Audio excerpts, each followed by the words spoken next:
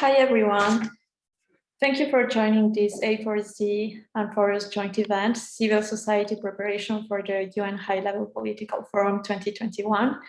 Please remember that this meeting is being interpreted simultaneously in French, English, and Spanish. Please select your language channel by clicking in the globe icon down below and stay in the same channel for the whole meeting. Please note that interpretation will start right after this technical explanation. If you wish to participate, please raise your hand in the reactions button or leave your comments in the chat box. Thank you. Bonjour, bienvenue à tous et toutes. Merci de nous rejoindre dans ce webinaire en préparation d'un forum politique de haut niveau de l'ONU et organisé conjointement par Forus et Action pour le développement soutenable. Cette réunion sera interprétée de façon simultanée en français, anglais et espagnol. Veuillez sélectionner votre langue de préférence en cliquant sur l'icône en forme de globe terrestre en bas sur votre écran et restez dans la même chaîne pendant toute la réunion. Si vous souhaitez participer, utilisez le bouton « Lever la main » ou laissez vos commentaires dans le chat. L'interprétation commencera après cette explication technique. Merci. Buenos días a todos y todas.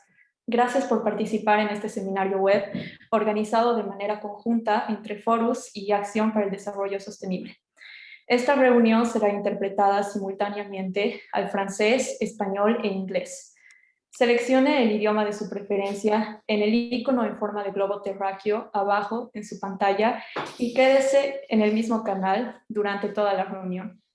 Si desea participar, use el icono de levantar la mano o deje sus comentarios en el chat. La interpretación comenzará después de esta explicación. Gracias.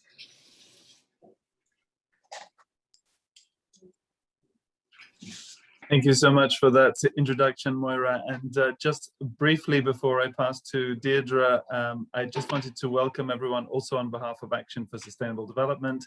I'm Ollie Henman, the coordinator for A4SD, and it's wonderful to be working together with Forus on this very timely session as we're all gearing up now towards the High-Level Political Forum 2021. So looking forward to a great session, and I'll pass over to Deirdre. Thank you.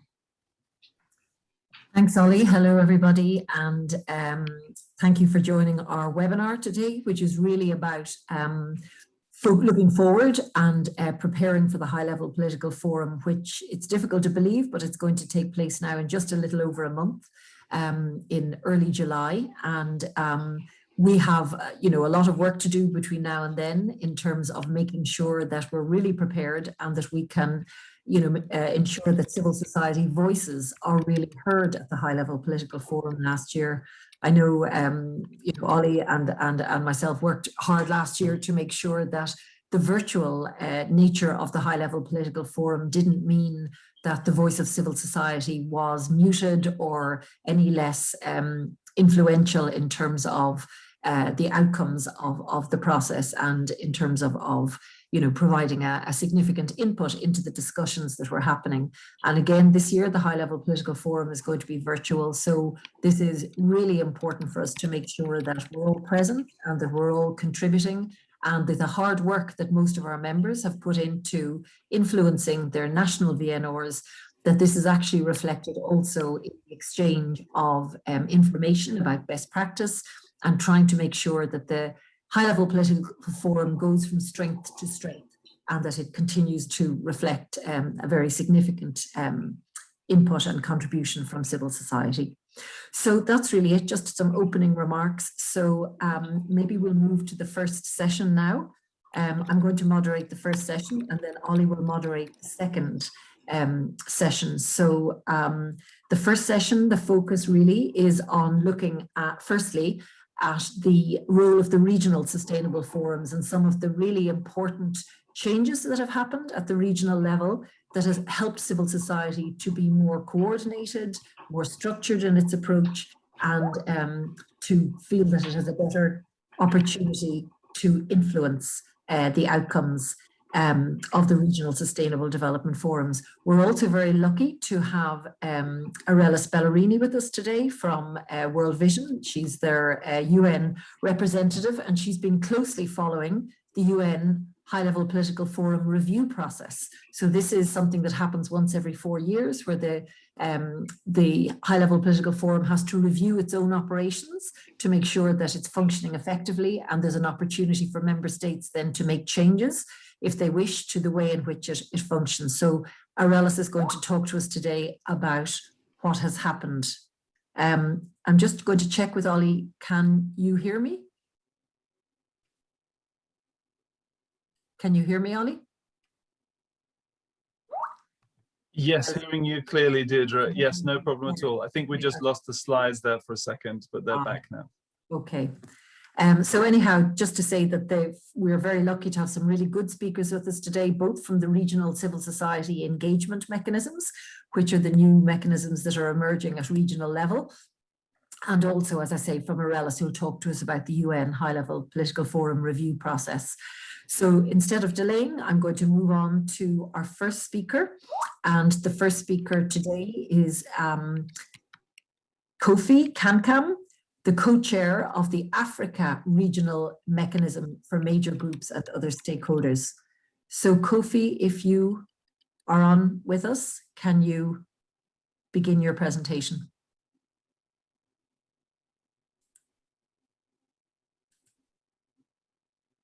I'm not sure whether Kofi is connected at the moment.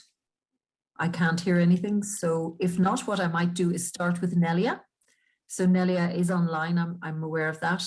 And Nelia is the representative today of the UNECE, which is the Economic Commission for Europe and the Caucasus. She is the representative of the regional civil society engagement mechanism there, and she's going to speak to us today about civil society's experience in that region of engaging with the Regional Sustainable Development Forum and ultimately with the high-level political forum. Over to you, Nelia. Thank you. I just want to say that I'm not representative of UNECE because we had this confusion already. So I am a civil society representative from this region, which is Economic Commission of Europe, because we had to change our name already because of this confusion. Yeah, please, next slide, if possible. Thank you. So yeah, today I will shortly speak about our experience at the regional forum this year, what we experienced.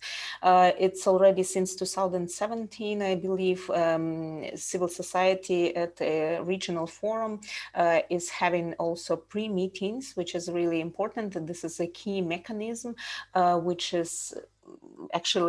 allows us to meet together to prepare for the forum. And it's also supported by the Secretariat of the regional forum, and here you can see different numbers that this year, for example, we had 109 participants. Of course, everything is happening online, and as I think probably in other regional meetings, we during this pre-meeting we usually develop common positions, we prepare our interventions, and also meet with UN agencies and member states. We try to pre-deliver our main concerns and issues. Next slide, please. And now I would like to go through some, so to say, pluses and minuses during the processes before forum itself, during the forum, and after. What we experience, what challenges we see. So first of all, before the forum itself, as I said already, we had a meeting where we managed to develop our common positions. Usually Secretariat provides us some informational support. People also who registered for the forum can register through the main application form and say that they want to attend this pre-meeting, so we can include wider audiences, not only people who we have already in the loop in our regional mechanism, and usually communication in general with the Secretariat quite open. We cannot complain, and this year the international sign language was included, and in general translation services during the meeting, during our pre-meeting at the forum itself. At the same time, we faced some challenges because this year Secretariat really was not involving us in preparation, and as a result we had problems, for example, for interventions on roundtables, because we were not included as speakers, and like we really had to manage everything at in the last moment. In a short notice we had to prepare our intervention, so it was really hard to really organize it with the Secretariat. And at the same time we experienced that many people are still get rejections during the registration. We really have to manage it manually, like contact on almost every person Secretariat, so it's really sometimes a challenge, and we think that it should be solved. Next slide, please. During the forum itself, we managed to get 2 slots for interventions in the plenary sessions, and also 2 side events were conducted by our members. So in this case, I think it's not such a bad situation, but in general, as I said, for roundtables, we really had some challenges because it was such a short notice. At the same time, we prepared our interventions all together from all NGOs presented in our regions. Our interventions were quite strong and critical, and we even could mention some member states, our concerns with their recent policies and so on. As I said, sign language and translation capturing was included, and of course, as I think almost all the time, but now of course, especially because we had this online format, we had really limited amount of representatives who had actually be in the session inside. So everybody was asked to join just watching passively, so to say, the process. So to be in the session, it was basically not possible, just for people who were speakers and several other representatives. At the same time, as always, time is really limited. Anyway, this year we managed Mark Whitley to speak with the sign language, which is also a plus. And after the regional forum, it's the next slide, please. We, as usual, also had a possibility to make our comments and some suggestions to the report of the regional forum. So we were provided with the draft, and we could send our comments. And at the same time, because now we are recognized also at the global level, so we can be more engaged in the coordination mechanism and so on. And of course, during the year, we see really limited communication. So it's really, we can see the rise of this activity closer to the regional forum, but then it's again complete silence, which I think is not an advantage, because we could work and communicate throughout the year. And at the same time, yes, usually we have a strategy meeting with the head of the UNC only at the Hlpf. So yeah, this is my overview on the processes right now, how it looked for us this year. Thank you. Thanks so much, Nelia. And I really like the way you did your presentation with the plus and the minus. It's a very balanced approach, because obviously you're able to report on a lot of the improvements that have happened. I think the sign language translation all sound really good. And as somebody who participated in the preparatory days, the Civil Society Forum before it, I was really impressed with how organized that you all were. I had kind of just dipped in, but it seemed to me that civil society was really working well together, and, you know, really working to influence getting your advocacy messages together. And I think that has to have been reflected in a a much better ability to engage. However, as you say, there are still minuses. And I suppose one of the questions for me is how possible it is for civil society to really organize itself properly without having some kind of administrative support to do that. I mean, an RCEM, as you say, should be something that's engaging all year round, not just around the Regional Sustainable Development Forum, but all year long. So would you have any views on that, Nelia, about what would be helpful for civil society in terms of preparation, but ongoing work then with follow through on what the main outcomes of the regional forum have been? Any ideas about what might be helpful in the future? I think, first of all, what I already said, that it would be great if we have at least something happening in between, because at least during, I don't know, General Assembly or after that we can have some meetings and understand, to find common points, to understand common positions and so on. In general, I think we need to see more engagement with maybe to see more meetings with member states to raise concerns, and which is organized by the UN agencies and so on and so forth. Of course, in terms of preparation, what I mentioned, because we had this confusion because roundtables were organized by different agencies, and it was not clearly communicated that we need to be included in the process, that we need to have a slot. And I think because I think we had even more such small or major concerns, and I think they all can be solved if we are really at the table already at the early stage of preparation, and that we can remind at least Secretariat, like, we are here, we want to have the spot because we are part of the process officially. So I think it's this is our main points, and but frankly speaking, I think that it's actually, I'm right now thinking that it would be interesting for us even internally to organize some session where we could provide really a list of recommendations to the Secretariat. And I suggest that maybe colleagues from other regions also think about this, that we can really develop common points, like how regional engagement mechanism and regional forums can be improved. Great, thank you, Nelly. A really good recommendation there. So I do hope that's possible to follow up on. So thanks very much, Nelia, for your account of what's happening in the European and Caucasus region. We'll now move to the Regional Civil Society Engagement Mechanism from UNECA, or linked to UNECA, which is the Economic Commission for Africa. And we have Kofi Kankam with us now, who's the co-chair of the Africa Regional Mechanism for Major Groups and Other Stakeholders. So Kofi, over to you for your presentation.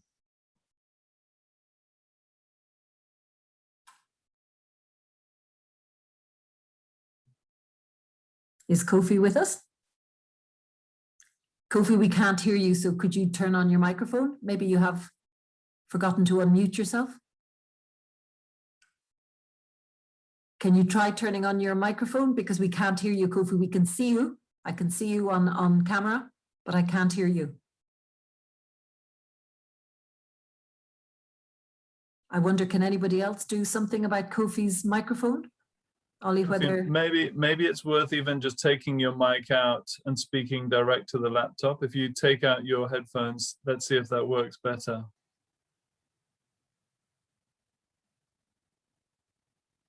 If you unplug your headset, maybe it will go direct. We still can't hear you, Kofi. So maybe can you pull out your headphones and see whether you can speak directly into your laptop? No, still can't hear you. I'm not sure, is there anything we can do from our end?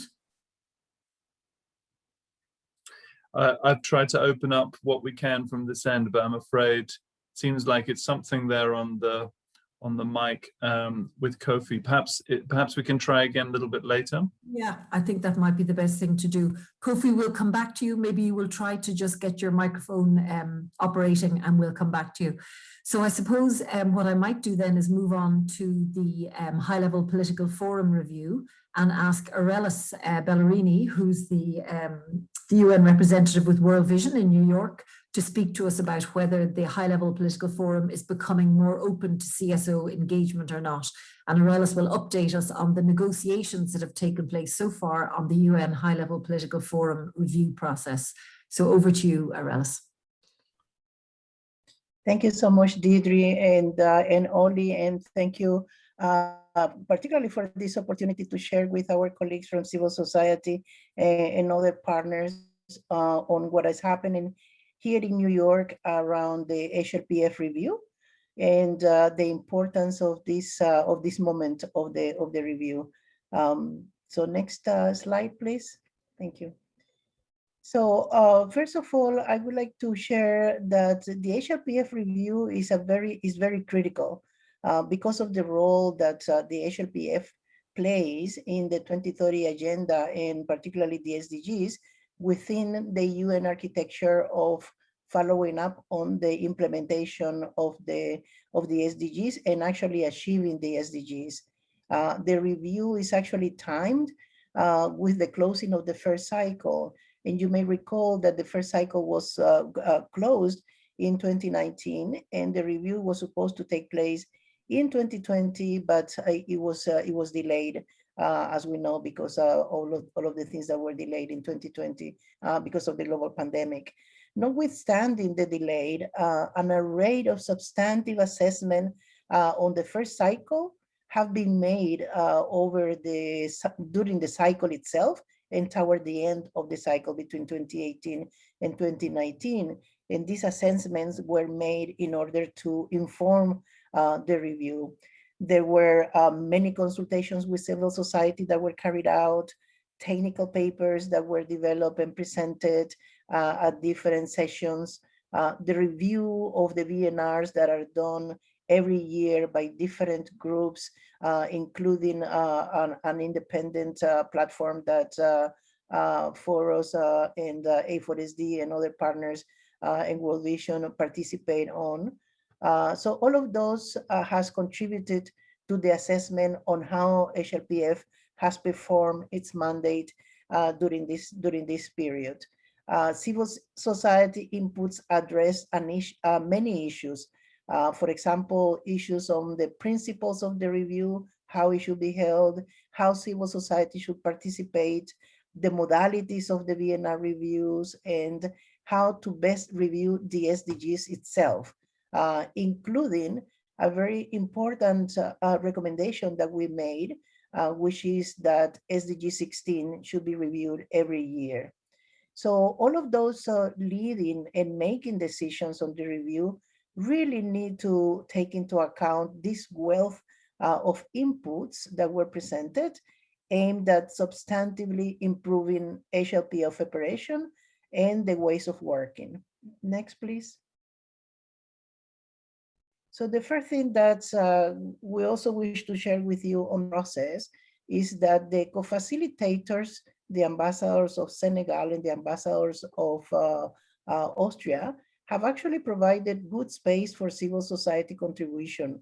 And we want to mention this because this doesn't usually happen by itself. It really depends on who are the co-facilitators to provide that space and to actually be able to enable civil society participation in a much more robust and substantive way. Because of that space that has been provided and facilitated, civil society has provided very specific and robust proposals to the draft resolution that the co-facilitators presented. So we have had, for example, very robust proposals from the women major group, the NGO major group, the steering group of the major groups and other stakeholders, Together 2030, Action for Sustainable Development, Forus, TAP Network, CEPE, and others. So as you can see from all of those platforms, there is really very strong and robust proposals from civil society. Yet the ambitious of the draft presented by the co-facilitators, let me just say that the first draft was very ambitious. However, the subsequent draft, after 7 consultation sessions, the final draft that the co-facilitators presented for pre-approval was not ambitious enough, according, quoting here, the co-facilitators themselves. Even though it was not ambitious enough, the deadline came for pre-approval, and it was not approved because some member states were not ready to approve this draft. So the consultations continue. There is no deadline for resubmission of the draft for pre-approval, but we are hoping that this will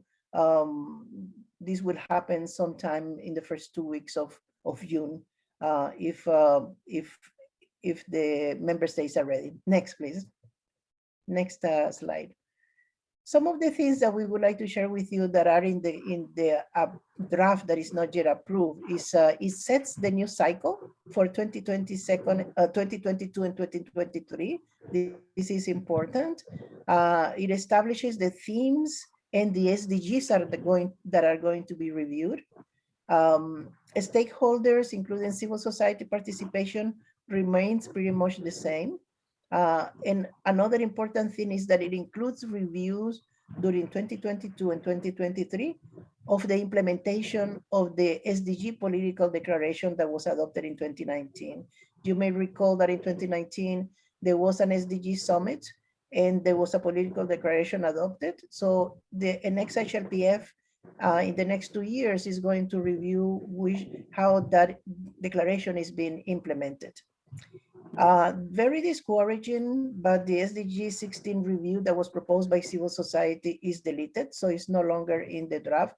This is very highly disappointing, and we're still talking to member states about that.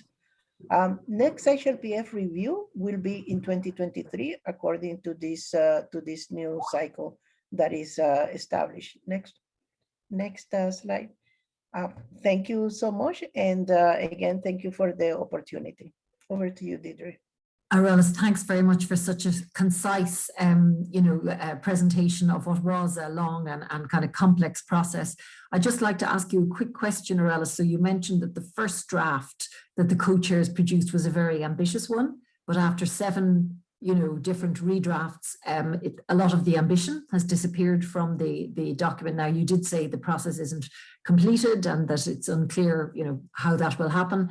But could you identify maybe some of the factors maybe that caused the lowering of ambition, or maybe even some of your own feelings or insights into maybe why or where those restrictions came from, or where the blocks are in the system to adopting a more ambitious review?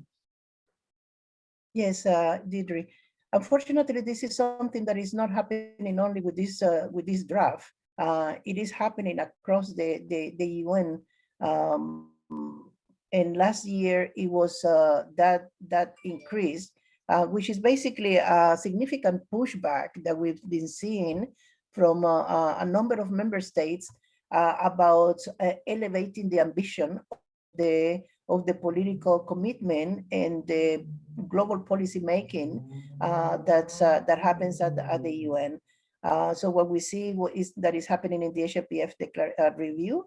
We also saw it in CSW early this year, the Commission on the Status of Women early this year in March. And it's related to the ambition. It's related to how to scale up on what on commitments that they have agreed in previous years.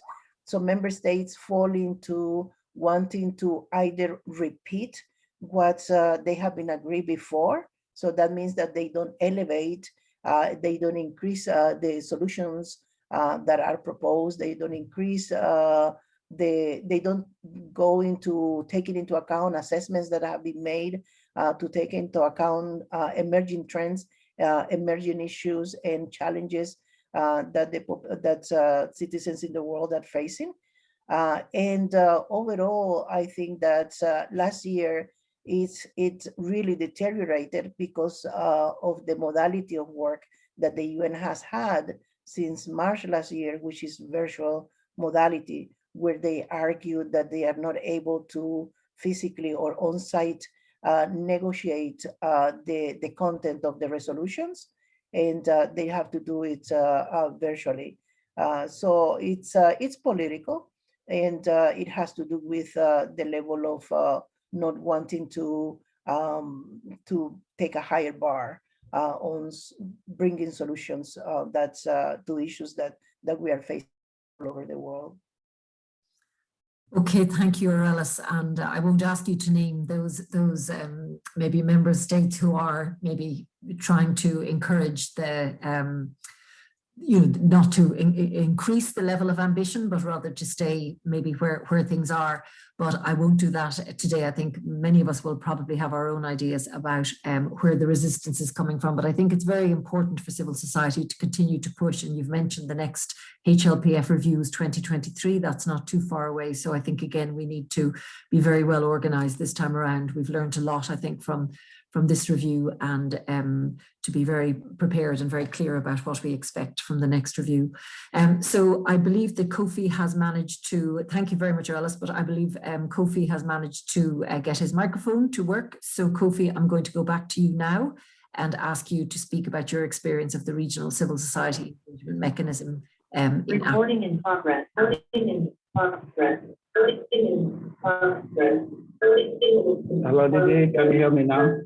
Yes, Kofi, we can hear you now. So is it possible to hear me now?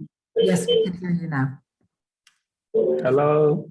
Hello, Kofi, I can hear you now. So please feel free to start your presentation. Hello. Hello. Hello, can you hear me? Hello, can you hear me? I do think there may be some issue with the sound. Kofi, maybe are you on two different devices? I think we're getting some echo. Perhaps if you can choose one device to unmute, and then we should be able to hear you. No, Kofi, we've lost you again now. We don't hear you. So we could hear you the last time, but there was a lot of echo. So when you were speaking to us before, maybe you had two devices connected. Maybe you could try going back to what you did before, because now we can't hear you at all. No, can't hear you, Kofi. Your microphone is muted. No, your microphone is still muted, Kofi. If you can try to unmute.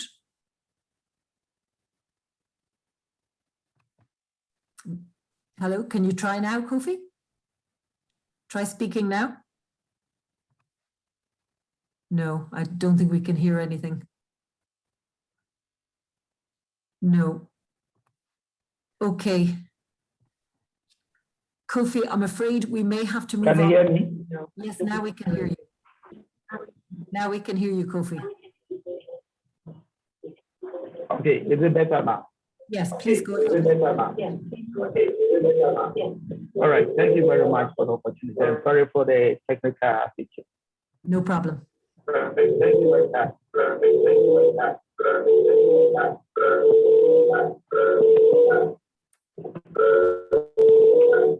Okay, Kofi, I'm afraid there is a problem with the sound. Kofi, we can just hear an echo. So I think what I'm going to do is move on to the discussion, and we'll see, can we bring you in during the discussion, Kofi? So we've had an opportunity to hear about the regional level civil society engagement mechanism in Europe and the Caucasus. And we've also heard Aurelis speaking about the UN high-level political forum review process. So I'd like to see if there's anybody, and I think I see one hand up already, who'd like to put a question or make a comment in this first part of the session before we move on to the Vnrs themselves.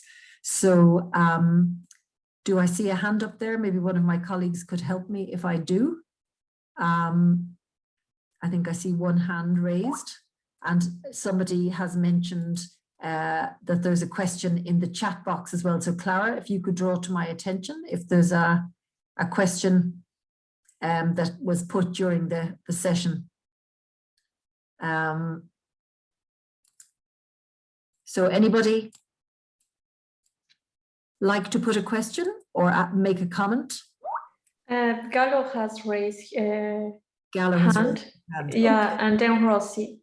And then Rossi. Okay, so I'll start with Gallo. Gallo, would you like to make your comment or put your question? Don't forget to unmute yourself. Gallo? Allô, bonjour.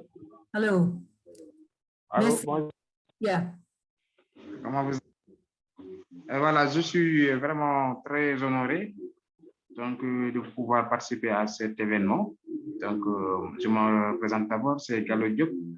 Donc, je suis le président fondateur de l'organisation Co-Facilitators, donc qui est une organisation qui a été créée depuis 2013 et qui a obtenu donc le statut consultatif des Nations Unies en 2020. Et sur ce, je voudrais vraiment avoir quelques précisions par rapport à ce thème d'aujourd'hui qui nous réunit aujourd'hui. Voilà, bon, nous sommes au Sénégal et je voudrais savoir qu'est-ce que vous avez prévu pour le forum, qu'est-ce qu'il a prévu pour donc la jeunesse africaine en général et celle du Sénégal en particulier, parce que nous avons donc l'habitude de travailler avec la jeunesse. Et comme information, sachez que donc notre organisation est créée par les jeunes, donc très dynamiques qui veulent travailler pour vraiment l'atteinte des objectifs, donc des EDD d'ici 2030. Donc nous y menons donc toutes nos forces et notre savoir-faire, mais aussi à nos partenariats, donc des partenaires que nous voulons, avec qui nous voulons travailler donc dans les années à venir. Donc c'est ça. Je voudrais vraiment que vous nous précisiez donc votre programme pour qu'on puisse vraiment travailler ensemble et pour l'atteinte des objectifs. Voilà, mais c'est parce que nous sommes très comment ça s'appelle donc parce qu'avec la COVID-19 là, donc nous sommes très fouettés par les conséquences de ce COVID. Donc je suis sur ça, donc voilà, c'est notre préoccupation et je vous demande vraiment à ce que vous nous appuyez sur ça. Voilà, merci beaucoup.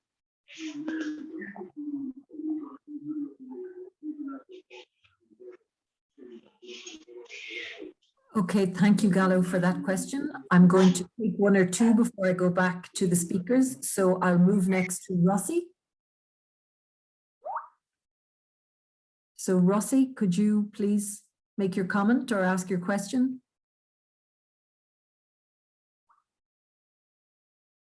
Perfect. I'm particularly worried because for what I've heard, the presentations this morning, I see a reluctancy from the states to go over SDG 16 and actually approve it. And I think that we'll have to continue pushing to see if we can get that. It would be interesting to know which states do you, at your level, know that are the ones that are actually opposing to it, where the stop is. Because perhaps if we know and we can influence somehow those states, it would be easier to get through with the SDG 16. Great, thank you, Rosie, for that comment, and I'm sure some of the speakers will come back to you on that. Just to say very briefly, Rosie, that there was quite a coordinated civil society campaign to have SDG 16 reviewed every year. We felt this was a really important goal because it it covers issues like governance, good governance, transparency, accountability, civic space, human rights, and so on. But it does appear that there was sort of a organized resistance from some member states to having that SDG reviewed. So it is true that we may need to think even more strategically about how we go about doing that advocacy so that we actually convince or work on those states who are most resistant to the idea. But anyhow, I'll hand back to the main speakers to see whether they have any response to either of those comments or questions. So Nelia or Aurelis, would you, either of you, like to come back on any of those points raised? Yes, Deidre. On SDG 16, So it is new. It's not new that there is a lot of resistance on this SDG in particular, because it has to do with very rooted issues, and just as Deirdre said, very core issues to overall global governance, human rights, transparency, violence, and so on. And the same challenge that we faced when the SDGs were being negotiated it continues to persist. I think that we will not be able to overcome these challenges. I think that during the implementation time of the SDGs, we'll be facing these questions from this resistance from member states.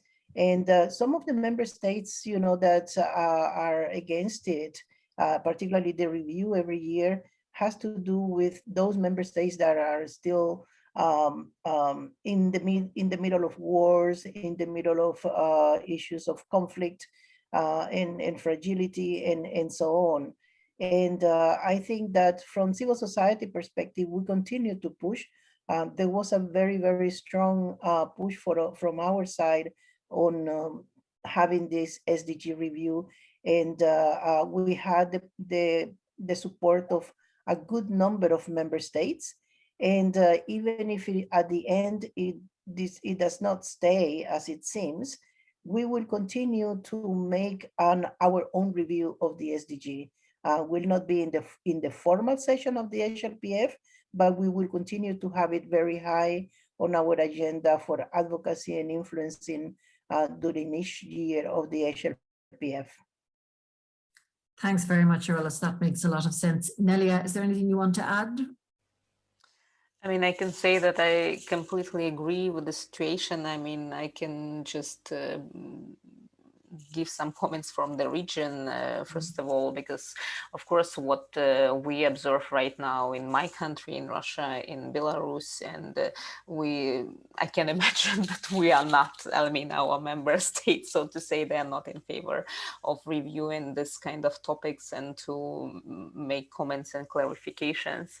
And yeah, because I myself experience this pressure, it's not only even reviewing this process on a higher level, we're always under the risk as civil society representatives. And of course, here I just completely agree and support the idea of solidarity that we try to push them with, that we try to make it like internationally more visible, because it also keeps us safer when we are in such risky situations, because in our region, at least what we observe in our countries, and I'm sure you know it from the news, it's getting, at least right now, harder and harder.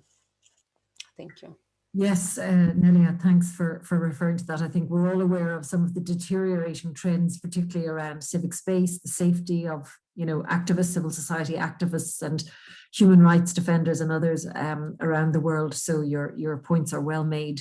I see another hand up. I see Isha Miranda.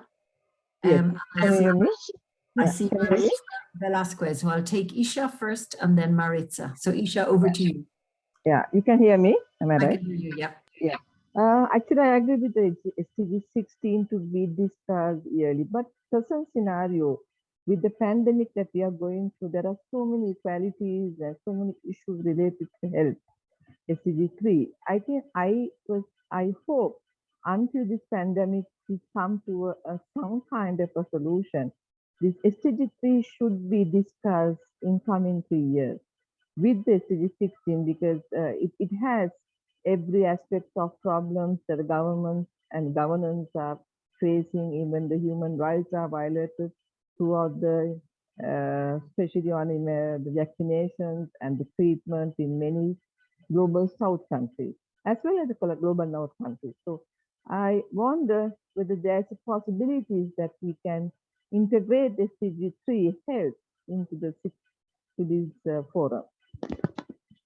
Great, thank you, Isha, for highlighting what you think is the importance of SDG 3 and what the possibilities there are. I'll come back to the panelists on that in a minute. I just want to ask Maritza Velasquez to ask her question or put her comment. Maritza? Sí, hola. Hola. Sí, mucho gusto. Les saludo desde Centroamérica y escuchando esta preocupación en lo general por el no cumplimiento de los ODS en la mayoría quizás de los gobiernos. A nosotras nos preocupa que en nuestro continente, sobre todo en la parte del sur, los conflictos sociales que se están brindando de los enfrentamientos, por ejemplo, tan fuertes como en Colombia, ahora está en Brasil, en Chile, ¿verdad? En un proceso de búsqueda de la democracia en Perú, y que también no nos exime en Centroamérica, digamos en mi país, cansados desde sociedad civil de gobiernos corruptos, del incumplimiento de deberes hacia la población, que genera no solo el incumplimiento de estos compromisos con los ODS, que nos benefician en temas tan importantes como el cese a la desnutrición en nuestros países, ¿verdad? Que estamos luchando mucho. Me pregunto o les pregunto a ustedes que cómo podría las Naciones Unidas realmente apoyarnos a sancionar a esta clase de gobiernos que no combaten la violencia, sobre todo hacia las mujeres, que no buscan cómo mejorar el ambiente del desarrollo en nuestros países. Entonces hay una profunda preocupación y países como el nuestro que nos están aplicando la ley Mordaza en cuanto a callar a las organizaciones de sociedad civil, porque en Guatemala quieren ya implementar una ley que nos controla como sociedad civil, que nos quieren manipular, que nos quieren cerrar, que nos quieren reprimir.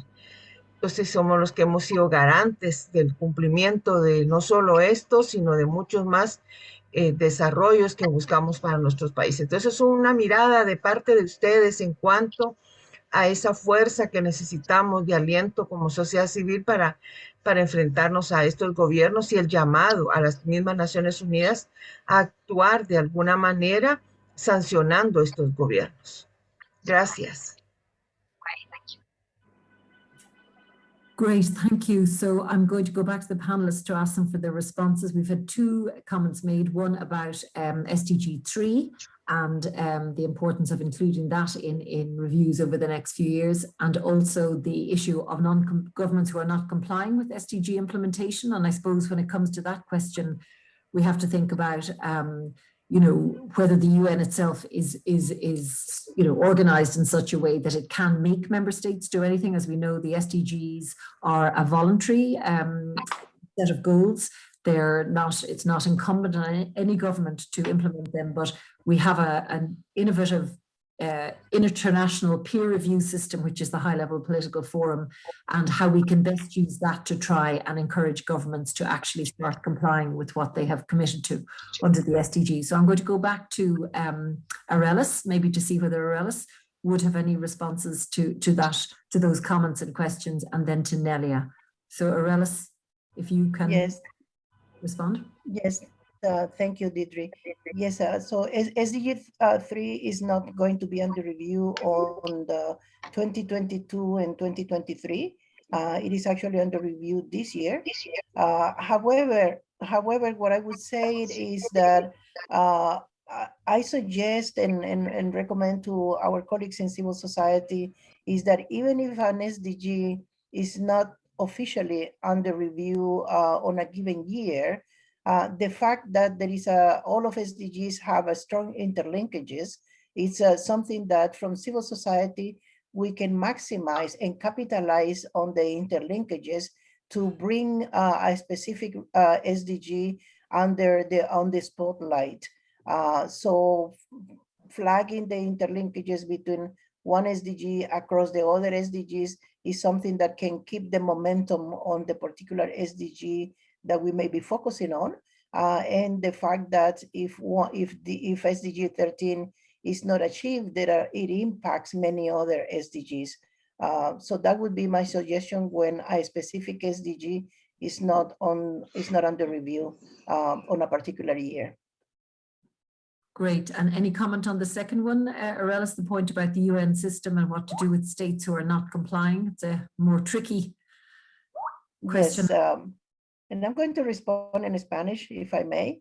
A la colega de Guatemala, yo soy de Nicaragua, así que estamos en la misma región, aunque estoy basada en Nueva York. Desafortunadamente, este asunto de la paz internacional todavía es un reto que Naciones Unidas todavía no resuelve.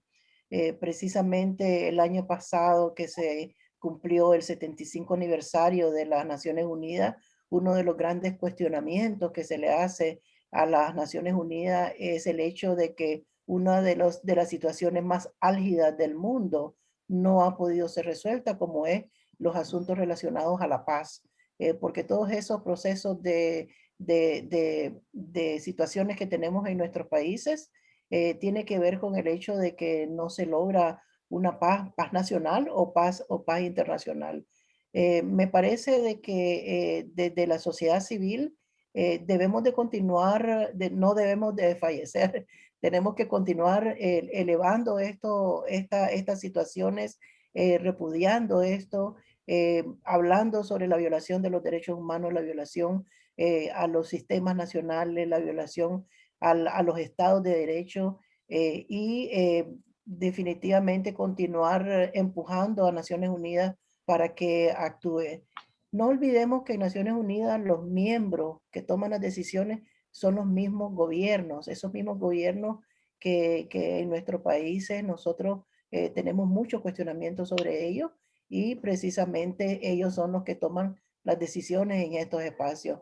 Pero debemos continuar con esa movilización social, esa movilización política, precisamente para continuar empujando a que verdaderamente se tomen más acciones a nivel de la comunidad internacional. Gracias. Great, thank you very much, Aurelis. And I would like to just come back to Kofi before we finish this session. I know the next session is starting soon. Ollie has a very good session on the Vnrs that he's going to moderate now. But Kofi, just to try and give you a few minutes to come in and to say something about the Africa Regional Sustainable Engagement Mechanism. Thank you very much, Didier. I hope you can hear me now. Perfect. Yeah. Sorry for the technical hitches on the. No problem. Yeah. So there's a quick one. What I would like to say is that the Africa Regional Forum actually had its 7 sections this year. That was the 7 sections. And basically in Africa, we have 2 agendas that we are dealing with. We are dealing with the 2030 agenda and also the Agenda 2063. And basically the forum provides a multi-stakeholder platform for follow-up and review of progresses and challenges in the implementation of the 2 agendas. And it's also serves as a booster for multi-stakeholder engagement and synergies and promotes concerted effort to implement and achieve the development of the objectives of the 2 agendas. During the last section of the, or that is during the 7th section of the ARFSD, ECA actually in conjunction with the Africa Regional Mechanism for Major Groups and other stakeholders, that is the civil society arm of the ECA currently operating in Africa, organized a preparatory capacity development workshop for the major groups and other stakeholders. And the outputs of the workshop was briefed, 1, to have major groups and other stakeholders briefed on the follow-up and review processes related to the implementation of the 2030 agenda, in particular focus on the selected goals that was actually adopted by Africa. That is, when you go to that goals, we have goal 1, 2, 3, 4, 5, 6, 8, 16, and 17, which basically aligned with what we intend to have during the Hlpf. And then also we highlighted and shared contributions and peer learning experiences of major groups and other stakeholders in responding to the health and economic repercussions of the COVID-19 pandemic on the continent. And also the forum also ensured a consensus dialogue among the major groups and other stakeholders in relation to addressing the health and economic impact of the COVID-19. And as we speak now, Africa was able to come out with key messages, especially the civil society branch. We came out with key messages with respect to the forthcoming HLPF. And basically it was in line with Agenda 2013 and Agenda 2063. And I've provided a link where we can get some of the key messages. And the most important step that we have now, and that is in moving forward, as we speak now, Africa has about 10 African countries, if I'm right, which will be presenting the Vnrs at the forthcoming Hlpf. And basically, some of them are first timers. We have 2-timers, that is second timers, and then we have the third timers as well. And in terms of Africa, we are looking at how we can promote peer-to-peer learning at the country level, especially in terms of developing the spotlight or the shadow report of the Vnrs. And also, as we speak now, Africa, in terms of armed goals, we've been able to sign an MOU with Action for Sustainable Development to basically run awareness and capacity building workshop to assist the civil society organizations in these countries that will be presenting their Vnrs to ensure that they come out with a very good report. And also, to be specific, Action for Sustainable Development is helping also in terms of funding to ensure that no one is left behind in terms of CSO engagement, and to ensure that we have a whole country approach or a whole society approach, not just a government approach in terms of these processes on the continent. And then we've also assigned focal points already for in terms of all these countries who will be especially in charge of ensuring that we come out with this VNR reports in terms of all these countries. So thank you very much. Thank you, Kofi, and apologies that you had to, shorten your presentation. But yes, I'm sorry. An overview of the work that you're doing. I don't think I have time to take any more questions after this, so that I'll just put to Nelia, if Nelly has any last comments she'd like to make. Just I'm aware I didn't bring her in after the last speaker, and then we'll move on to Ollie's session. So Nelia, any last comments you'd like to make? No? Okay. So thank you very much, folks, for what was a very interesting discussion, one that we'll continue hopefully in another webinar later on. And I'm now going to hand over to Ollie, who's the moderator for the next session. So thanks to all my speakers, and over to you, Ollie. Thanks so much, Deirdre, and thank you again to everyone for a very, very stimulating first panel. I can't believe we've already had 1 hour together. We've covered a lot of ground, and it's been very, very useful in that first session to hear about all of the pre-meetings that happen to build up towards the HLPF. So I think Arelis has given us a fantastic overview of the review of the HLPF itself and some of the next steps on what the future cycles might look like.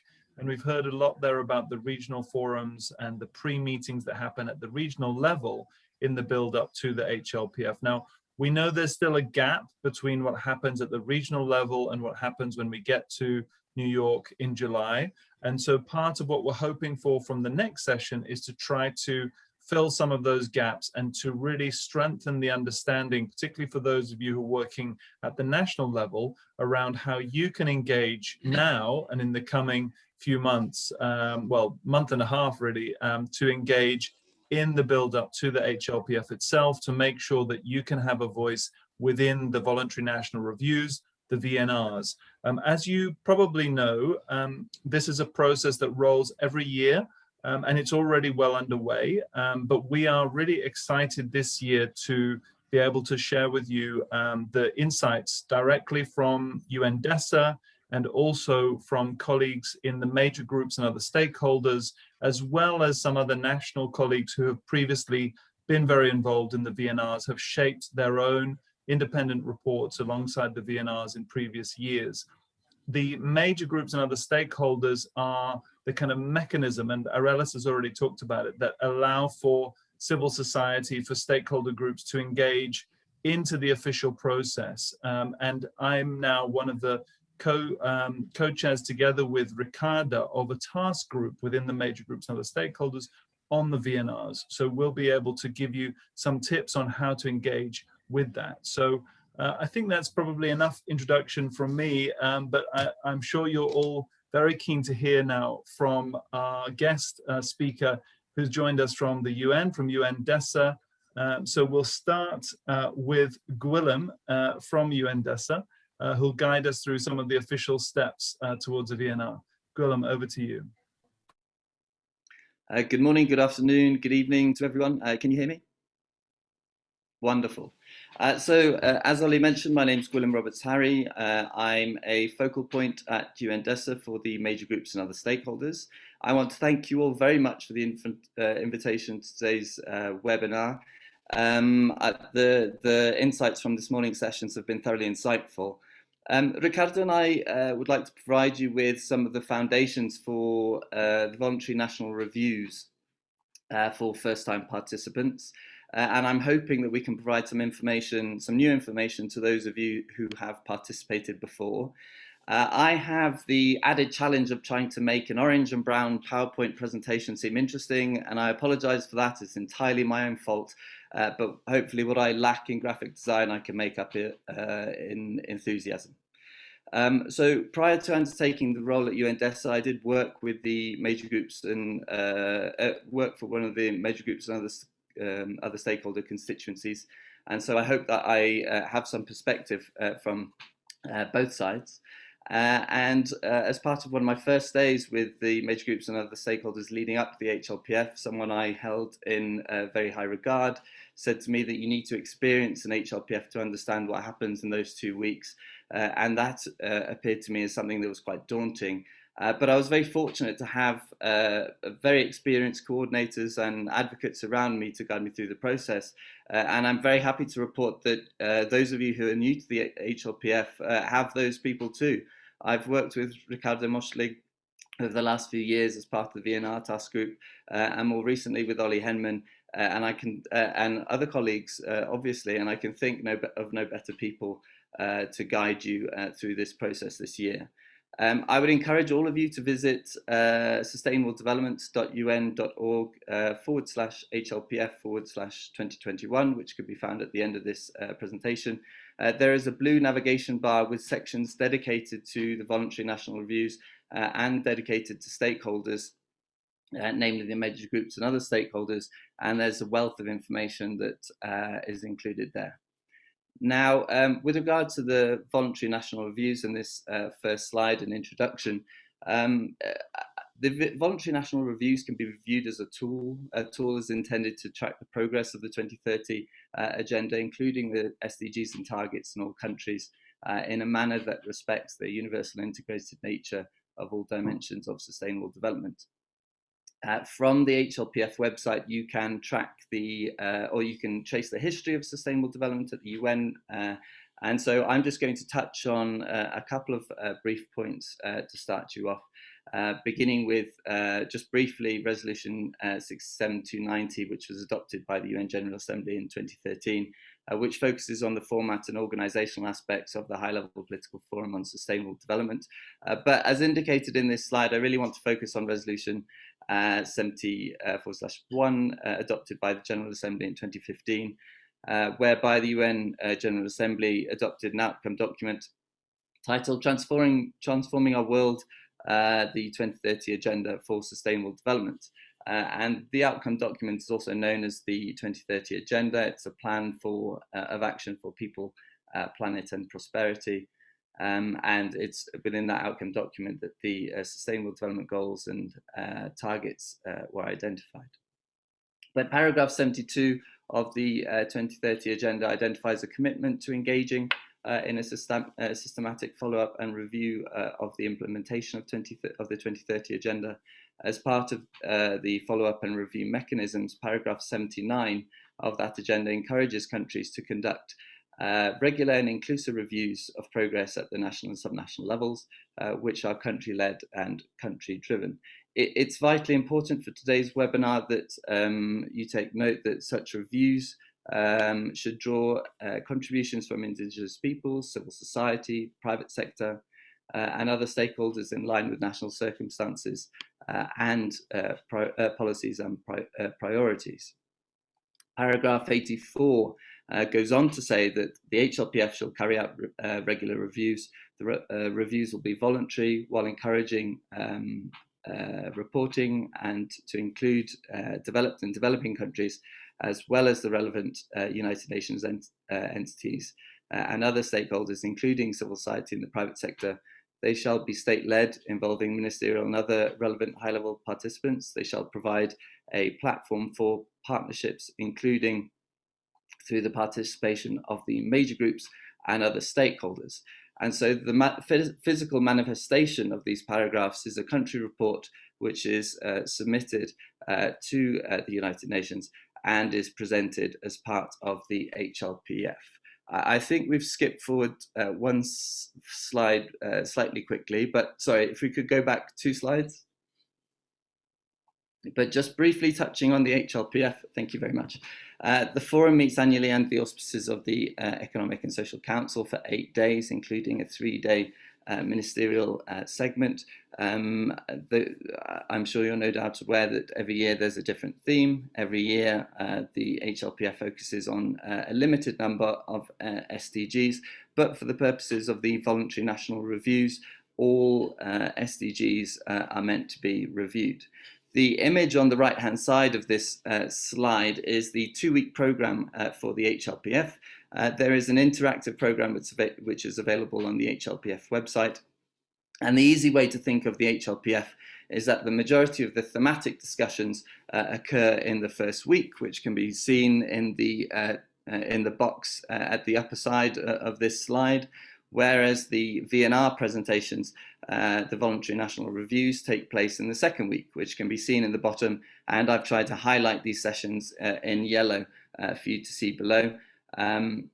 The HLPF is, of course, usually in person, but due to COVID-19 last year, it took place virtually, and this year will take place virtually once again. However, all of the official sessions of the HLPF, including the voluntary national review sessions, will be available for you to view live via UN Web TV.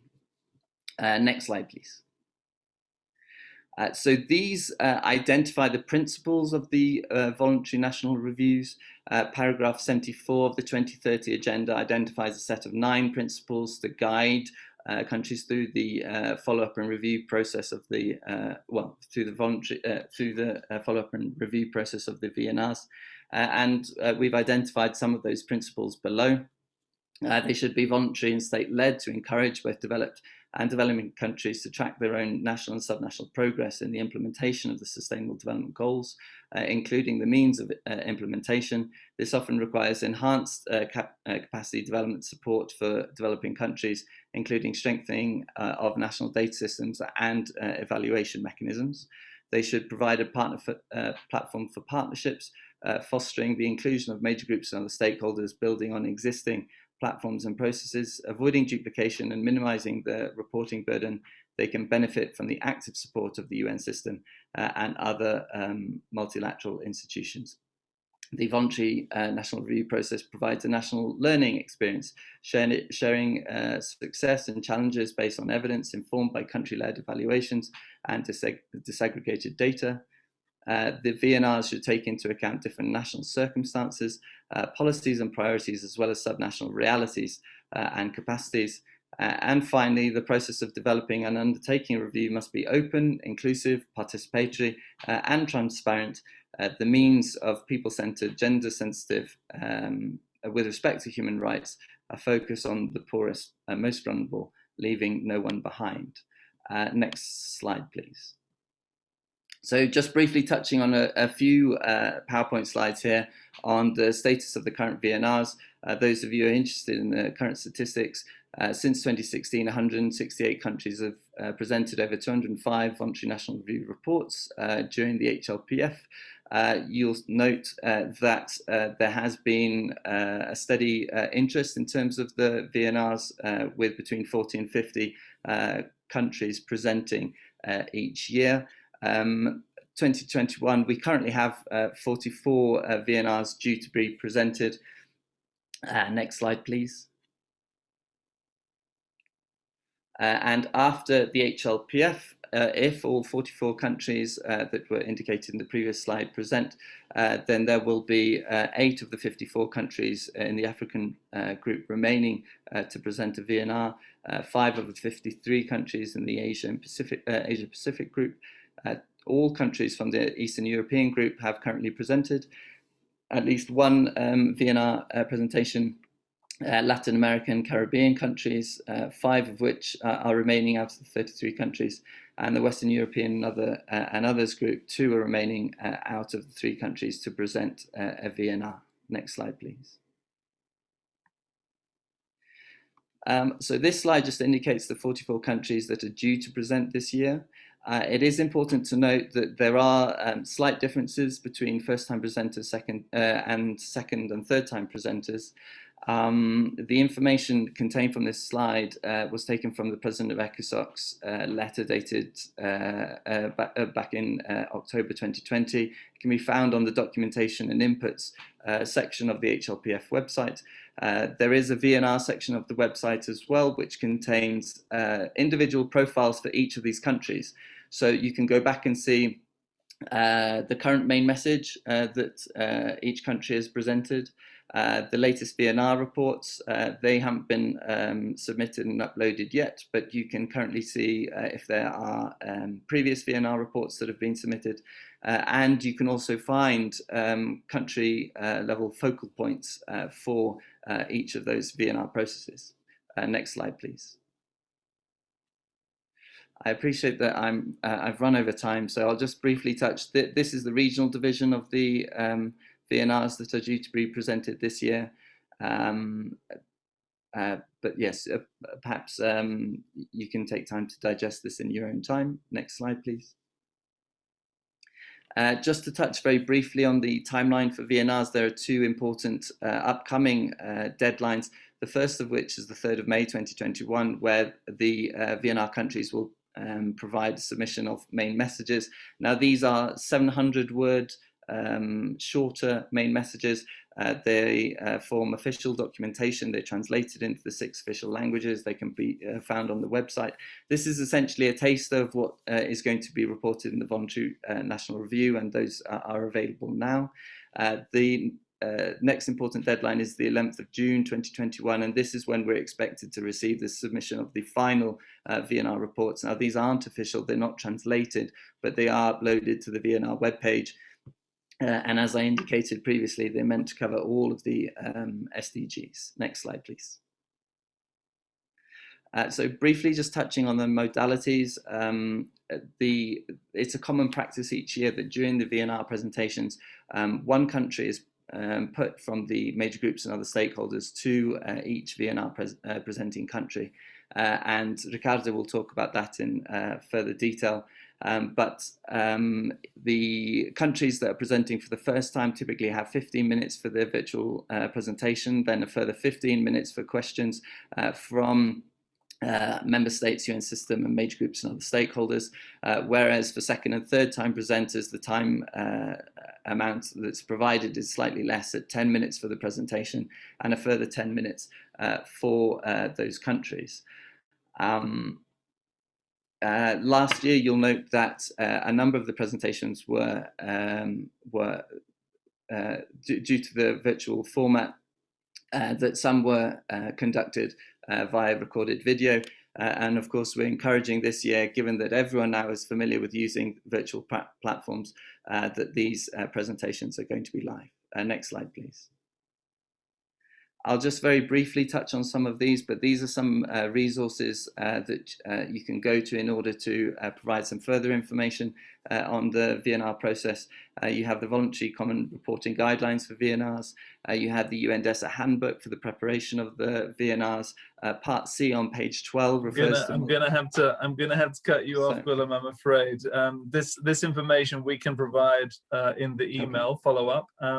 And I would like to also make sure that everyone on the call knows that there'll be more time to hear from Willem, and I'm very sorry to have to cut you off there, but there will be more time and there'll be full webinars in English, French, and Spanish, hosted by UNDESA together with the major groups and other stakeholders on the 7th, 8th, and 9th of June.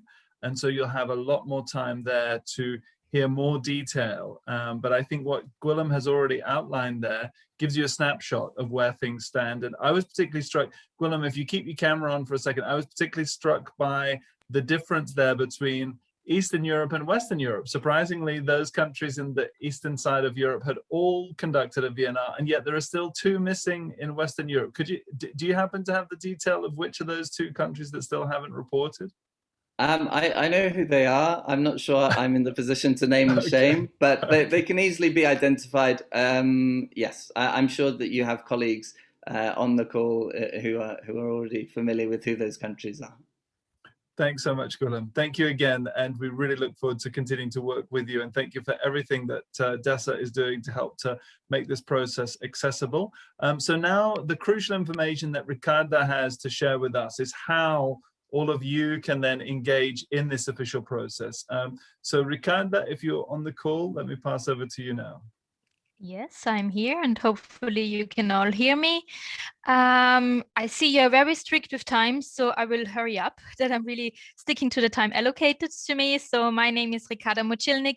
I'm working for the International Council for Adult Education, which is one of the organizing partners of the Education Academia stakeholder group. And as Ollie already mentioned, we are, the 2 of us are the co-chairs of the VNR task group, which I will tell you more about. And we are also very closely working with DESA on this engagement process, the VNR engagement process. You're probably very curious about, so how can you in your countries get involved? And from the very beginning, I want to say and want to underline that for us as major groups and other stakeholders coordination mechanism, it's of utmost importance to ensure that really all stakeholders, including also grassroots organizations, are represented and have a meaningful participation in this process.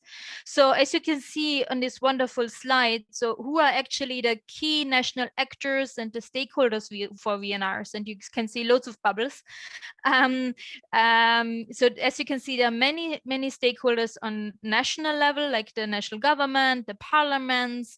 We have some oversight bodies, but then this biggest bubble there are the stakeholders. And stakeholders we see now in our coordination mechanisms under this umbrella of MGOS, major groups and other stakeholders, which Arilis has already told you quite a lot. And well, I'm gonna rush very quickly through this, but since 1992, known as the Earth Summit, it was recognized that in order to achieve sustainable development, we require active participation of all sectors of society. And that's why you see so many names here of academia, you see NGOs, business and industry, indigenous people. So this was, as also Gwilym already said, it is by law. A resolution says what are the rights of these stakeholder groups and these major groups. And since, if you move to the next slide, you see that there are 9 major groups. And then since 2012, so 2 decades after the Earth Summit at the Rio+20 conference, there was a demand to widen out from the major groups to other stakeholders to ensure broader engagement of diverse constituencies. So you see a long list of 12 constituency stakeholder groups on your right-hand side, which goes from regional coordination mechanisms to volunteers to persons with disabilities. So, and they are all brought together in this major groups and other stakeholder coordination mechanism that is self-organized. This is something we want to be underlining very strongly, that we are coming together as self-organized groups. And of course, we're working very closely together with UNDESA, and Gwilym is our colleague and friend there in the VNR process especially. So there we have the VNR task group, which is one of the subgroups of this coordination mechanism. And when you move forward with the slide, I want to show you the process, how we are going forward in engaging you all in this next couple of weeks. So this task group has been formed in the month of May, and many of you might have already received and seen a questionnaire that has been sent out in the last week. In this questionnaire, we are asking all stakeholders from the countries, from national level, from regional level, to express their interest, to submit their views and submit their questions regarding their national VNR towards their country representatives, towards the governments. So until the 18th of June, everybody that is working on national level, regional level, who wants to contribute to the list of VNR countries you have seen Willem just presented before, can complete this form. Ollie already also mentioned this series of webinars, which will be taking place next week in the 3 languages, so French, Spanish, and English, on the 7th, 8th, and 9th of June, where we will be able to inform you even more in detail how this process looks like and how you can get engaged. After this 18th of June, we will be having quite a list of people who have come forward, who want to give feedback to the national VNR, and then we are bringing all of these interested people, contributors together. As you can imagine, in times where we were able to meet in New York, we were meeting in a room. All of these people were meeting in a room, but this questionnaire, or like this online participation, is also really important for us in times of presence, but also in times of online webinars, that everybody can participate, also from the remotest place. So you are able to express your views regarding the VNR of your country. So after the 18th of June, so this is a quite a strict deadline, so please be sure that you have completed this questionnaire until then. We will bring you all together. There will be a coordination team and a country coordinator that helps you in writing a collaborative statement, and this is also something we underline. It's a collaborative statement which includes questions to your country VNR. And and then also on this statement, as mentioned by Willem already, the statement unfortunately has to be very short, because as you could see, the whole presentation of the country is either 10 or 15 minutes long, and then there is very short time for Q&A. And we as major groups and other stakeholders can post one statement of 2 minutes. We assume that's around 300 words. So you can imagine this is quite a process to bring many people together to formulate this. But these 2 minutes are really, really valuable. They're valuable to give your organizations, your civil society organizations and stakeholders a voice. So, and then before the Hlpf itself, this group, the group that has been working together on this statement, will decide on one speaker from the group itself. So the group that has been working on this statement decides who will be the person delivering it. And now my final slide, next one please, speaks about the principles. So what is really important for us in this involvement and engagement process? So as mentioned already, national issues highlighted by key actors and all stakeholders are going to be highlighted and brought from national level to global level, from your grassroots, from your regional experiences to the Hlpf. And you're going to be meeting in this drafting process loads of different kind of people, loads of different groups. So these statements are very diverse. It's going to be, for us, it's really important that human rights aspects are considered. All kind of structural barriers are also considered. So it's a very broad process, and you're going to be meeting loads of people in the statement drafting group.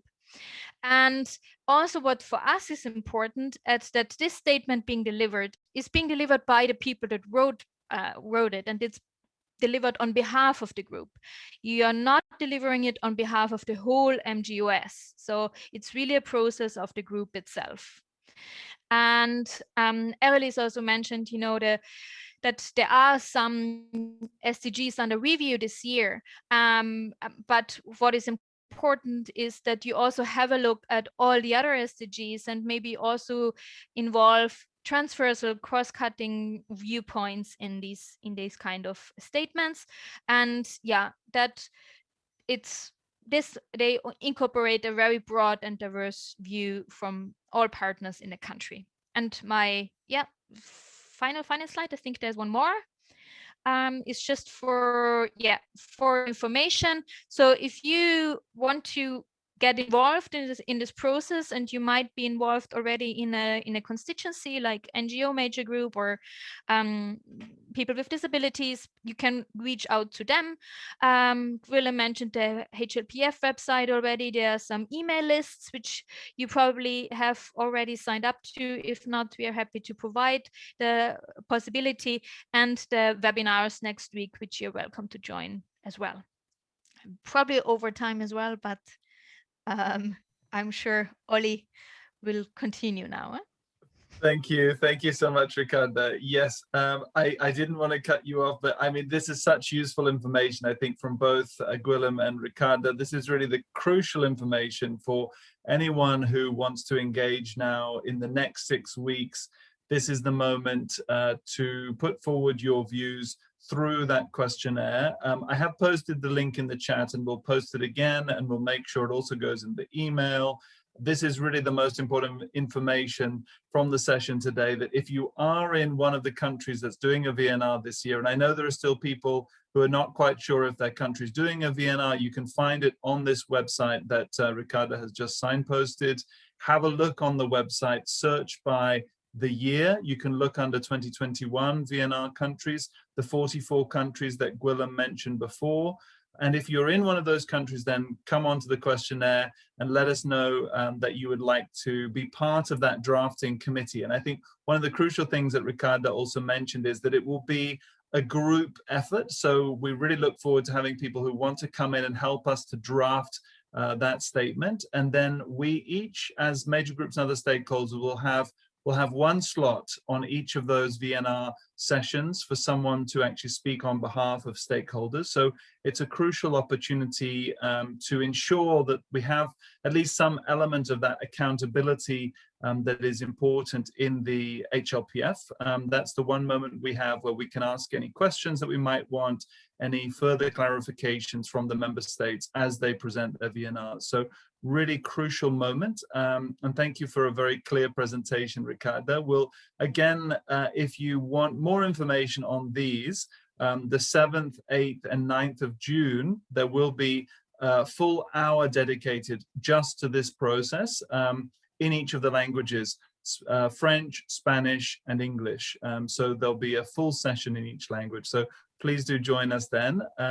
Now, we are now able to hear from 2 countries that did a VNR last year on their own experience of what it was like to develop a civil society report beforehand. That's one of the things that we've always highlighted, that it's so important to have that dialogue within the country so that we have our own independent reports, and then we're able to engage at the Hlpf. So we'll be hearing first from Nepal and then from Uganda. So it's really great to be joined by some of our key colleagues in those countries. So we'll start with Arjun from the Ngo Federation of Nepal. Arjun, over to you. Thank you, Oli. And it's a great opportunity to share some of my perspective engaging Vienna last year. So can I move on next slide? Okay. Just I want to start from this, the mechanism of which the government already introduced in Nepal. Like there's a lead agency is a National Planning Commission, and there's a 4 layers of a high-level committee, which is the one of the parliamentary committee to monitor and guide on SDG and governance, and second is a SDG steering committee chaired by the Prime Minister, and the third one is a SDG coordinating committee chaired by the Vice Chair of National Planning Commission, and there is 8 thematic committees. Each is headed by the member of the National Planning Commission, and but the actively engaging this PNR and HLPF process is the SDG Coordinating Committee chaired by the Vice Chair of National Planning Commission. Next slide, please.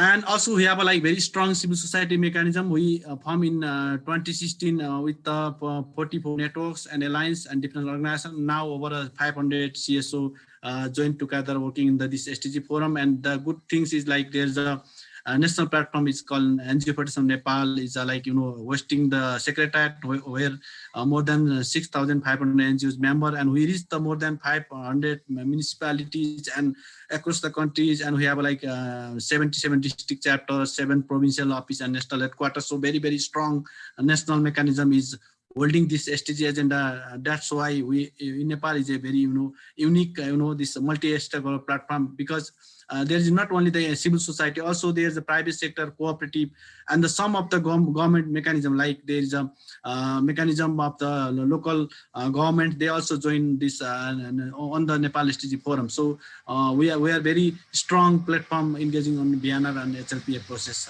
Thank you. Next slide. Okay, this is actually what we, the mechanism, what how we can work this SDG localization and Vienna process. We actually inform and empower our stakeholder, our members, or all like relevant people who want to engage on this SDG are actually focusing on the LNOB. Like we build awareness, raising, capacity building, and other campaign related activity, and we involve and engage all LNOB during this process, and also we engage to lobby, advocacy, and campaigns and different activities. Also, we have like, you know, different publications like based on innovations and case studies. For that, also we, as a national platform, also we want to overlook on CSO enabling environment for SDG implementation, because, you know, there's the issue of civic issues, another issue. Also, we collectively engage to build the like enabling environment of CSOs working in this SDGs, and to achieve the this agenda in context of in our you know, national context. Next slide, please.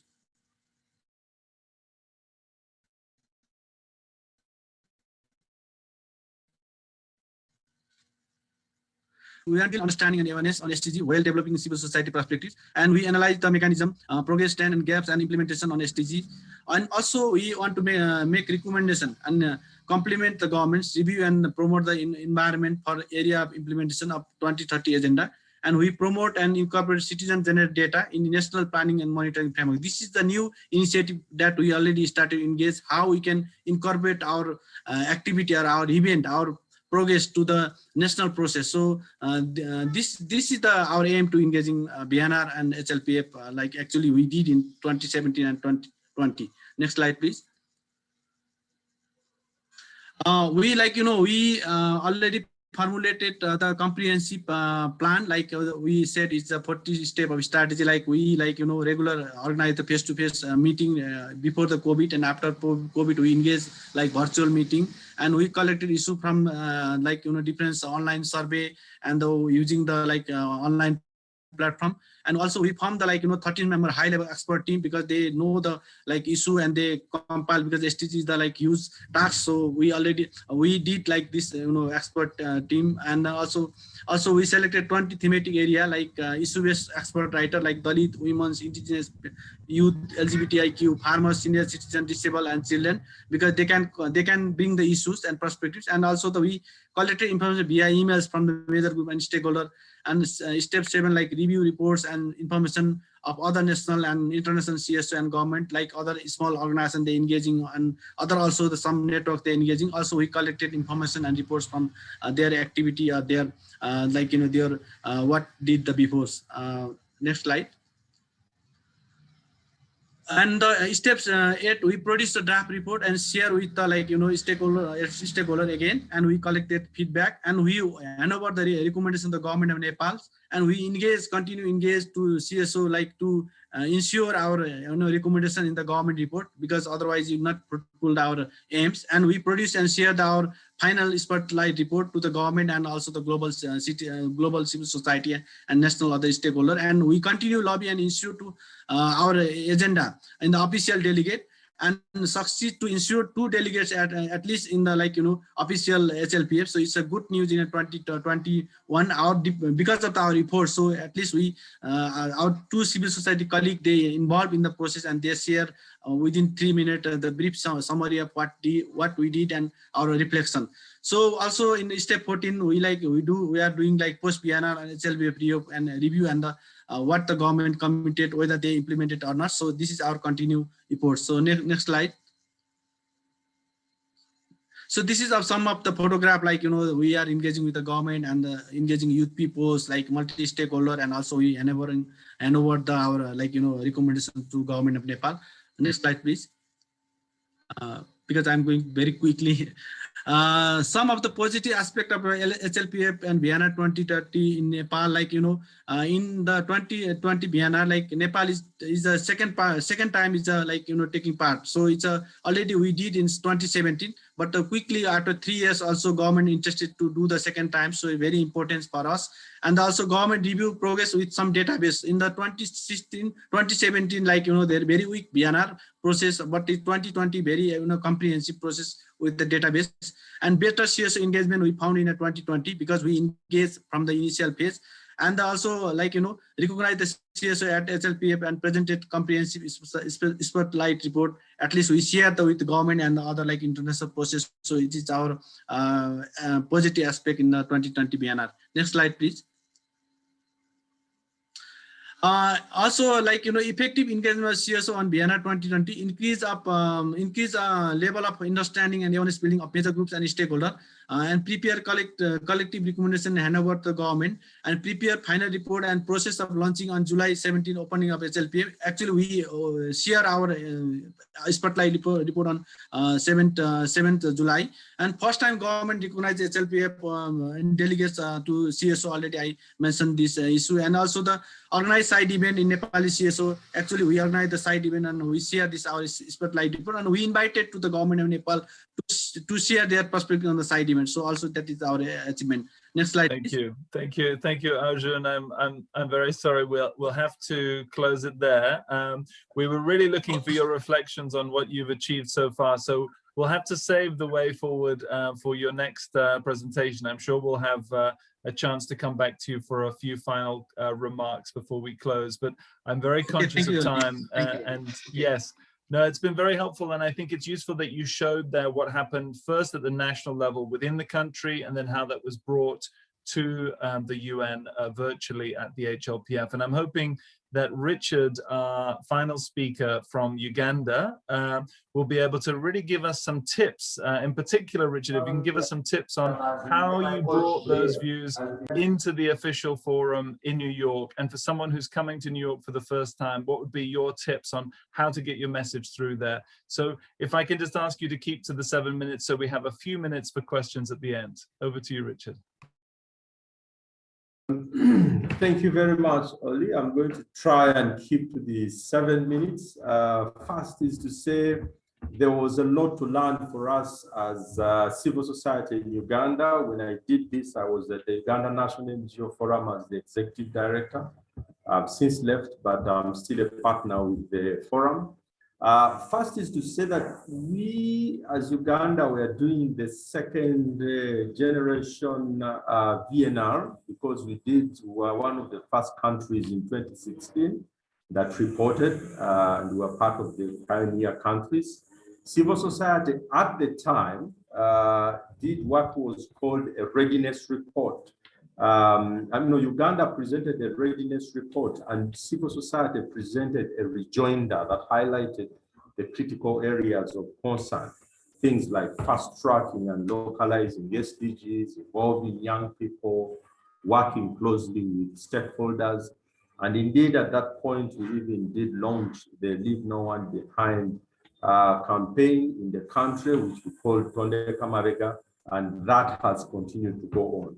So the second VNR therefore builds on the process that started in 2016. 2016, at the time, we were part of the process both in country but also in New York. In terms of civil society involvement, through the VNR process and throughout the actual SDG process, is that Ugandan civil society has been part of the SDG technical working committees. These are committees that were set up by the Office of the Prime Minister in Uganda, and civil society was asked to have one representative in each committee. There was a committee on data, on communication, on financing, and a few other things. We also participated in developing the SDG roadmap that laid out how the country is going to implement the SDGs in Uganda, and that roadmap was able to articulate the steps that the country is going to follow. And we did make a contribution to that as civil society. And as I said just before, we also launched the Leave No One Behind campaign. And this was a campaign to localize SDGs and amplify the voices of marginalized people across the country, but also to make the SDGs a reality in communities in terms of how they understand and also engage with the agenda. We also, as civil society, participated in the drafting of the Voluntary National Review by providing comments and written inputs. While in the first round of the review, we did develop our own specific report, this time round, we worked specifically with government to bring our input into the analysis that was being done. And incidentally, even on the drafting committee and on the committee that oversaw the drafting of the report, we had civil society representation. Next slide. CSOs were also one of the first stakeholders to convene a consultative meeting on the VNR process with the Office of the Prime Minister. The Office of the Prime Minister in Uganda put together a SDG Secretariat, and there is even a minister in charge of SDGs. So we worked with both of them to have a consultative meeting on the VNR so that we could shape the narrative around the VNR. We also convened a number of thematic meetings, the youth in the country, the PW, the people with disabilities, and some of our subnational partners did engage and have thematic engagements that allowed them to speak to specific goals. For example, the Forum for Women in Democracy was convening the engagements around gender and SDGs and a few other issues. And CSOs also provided a speaker at the VNR session for Uganda who spoke on behalf of the CSOs during the high-level political forum last year. Next slide. In terms of what we learned, and this is one of the final slides, the sources of data for the VNR were mostly from government sources. And this was really because we didn't have enough resources to generate our own independent data. So we more or less depended on things like the Bureau of Statistics and other official documents. And that meant that in some areas we didn't have as much robust data like we wanted to have in order to make our case. CS also used the drafting opportunity to make their experts available in the drafting process. We really thought that the process this year was helpful because when you have people to support the drafting by government, that in itself was helping us to shape how the narrative of the whole VNR looks like. There was a strong desire by government to control the narrative of the VNR by highlighting mostly the good stories. And that was always an ongoing tension within the drafting process. However, we continue to push for a more balanced VNR so that we could do a lot more with that. Young people were active in the VNR process. And their involvement was really very helpful because it also was useful in directing how the different partners engaged. And lastly, there was also the issue of limited financing of CSOs, and this continues to hinder some of the involvement the involvement of some of the CSOs in the VNR processes, especially because of the issues related to their capacity to finance themselves to be part of different processes. The digital divide between the rural and urban areas in the country also hampered participation of some of the upcountry CSOs, especially in the virtual events. When we did mostly the virtual processes, it was certainly an issue, especially during the lockdown times as we were preparing the final report. Of course, COVID-19 was a limiting factor. As I said, most of the VNR was written during the lockdown times, and all events shifted online, and that really cut out many of the partners. Also, clarity on the follow-up of the VNR commitment still remains a challenge. While we had a very good report last year, and it's there everywhere and for everyone to see, we feel that we haven't had as much engagement around how to follow up this report. So I think that those are the key lessons I can touch on now, and thank you very much for listening. Thank you so much, Richard. I think that was very, very clear and very well articulated in terms of the step-by-step that any coalition working at the national level can go through to really bring those very diverse voices into the process of reporting on the SDGs and making sure that all voices can be heard through the VNRs, through the voluntary national reviews. And it's a long-term process. We know that it doesn't only happen in this month or two just before the Hlpf, but ideally it will have already started at the end of last year, and it takes several months. And also, even after the VNRs are complete, we know that there's follow-up to then take place within the national level to ensure that those principles of the VNRs are embedded into national plans. We do have one more observation. I know we don't have very much time, but if there are comments or questions, please raise your hand. And we have one observation coming in from Argentina, from Agustina, who was one of the coordinators of the Argentina coalition, Pampa 2030, who also were involved in the VNR last year. Agustina, would you like to share some remarks? And feel free to speak in Spanish, please. Okay, thank you, Oli. You can hear me? Yes, Oli? Yes, we can hear you. Yes, I will talk in Spanish. I will, yes, for the presentation. It's minimum. Muy bien. It's only claro. a few words, yes. Bueno, ¿qué tal a todos? Bueno, como decía Oli Edman, soy parte de la plataforma Pampa 2030, que es Plataforma Argentina de Monitoreo para la Agenda 2030.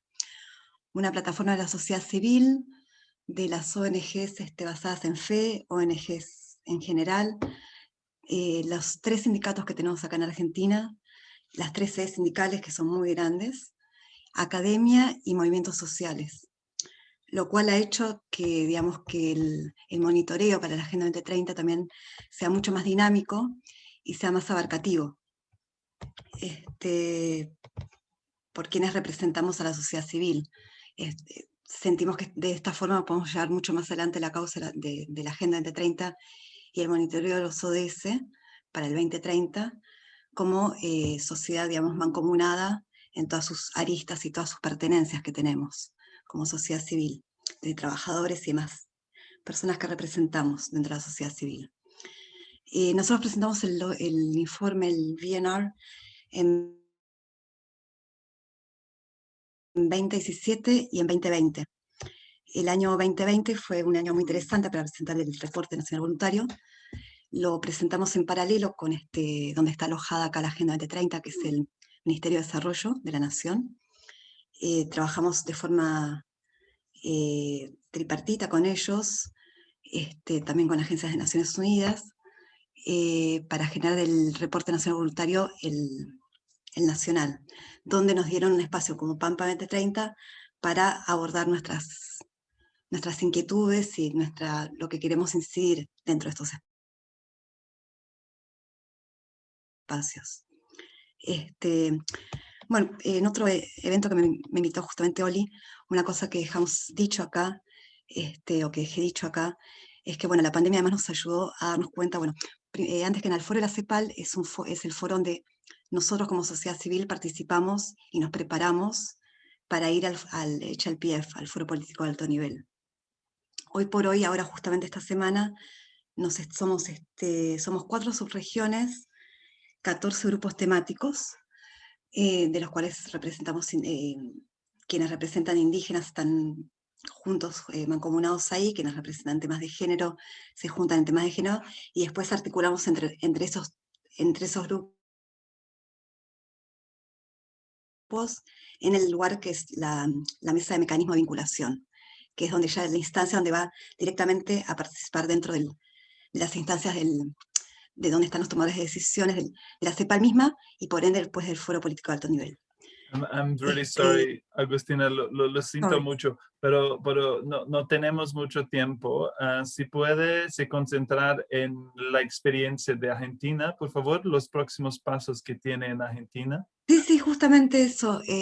Los pasos que estamos siguiendo son las preparaciones previas al foro político en estos espacios que tenemos dentro del grupo de la CEPAL, donde yo participo de 2 grupos, uno es en la mesa de vinculación, y donde la vez pasada, ahora nos estamos preparando para dar, justamente autogestionarnos también, y pasarnos los diferentes mecanismos que hay dentro de estos espacios de Naciones Unidas, para que la sociedad civil sepa moverse, sepa dónde dinamizar, dónde incidir, dónde convocar.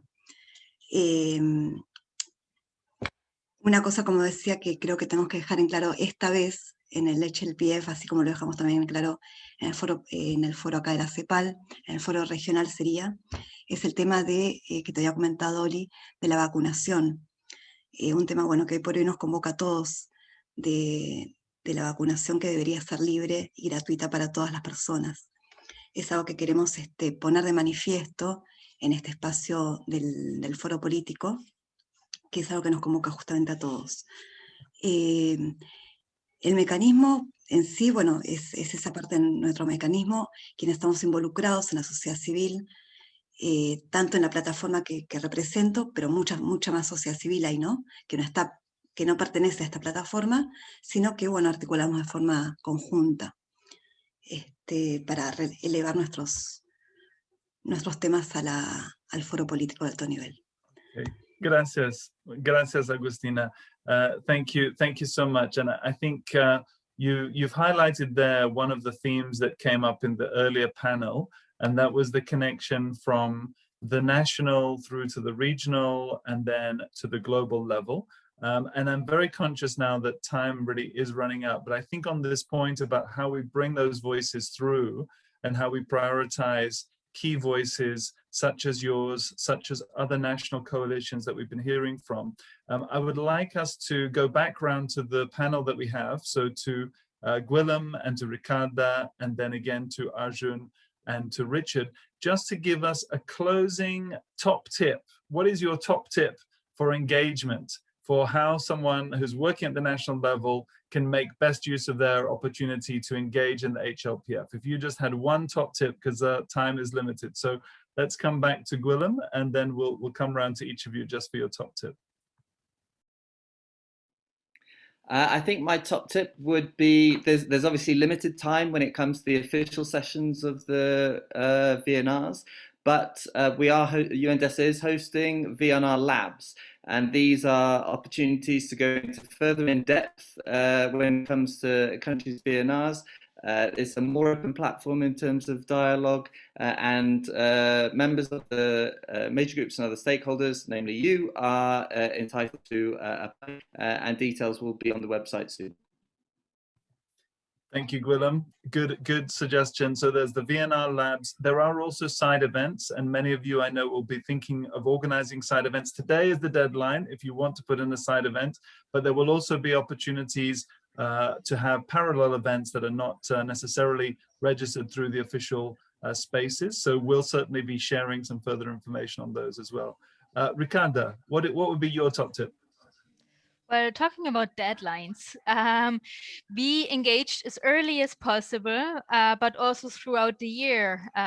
So it's not only about the Hlpf, it is really about being in contact with all coalitions, with all your partners in the country at every point during the year as well. So, and the top tip, of course, always get in touch with us as VNR task group. Thank you. Excellent. Thank you, Ricardo. And it's a really good point that this is an all year round process. And we know already some people are starting to think about the 2022 VNRs as well. So it's great to already plan ahead. So coming back now to Arjun. Arjun, I'm sorry again that we had limited time, but you did have some tips in your final slide about the way forward. So maybe you can give us one or two of those quickly now.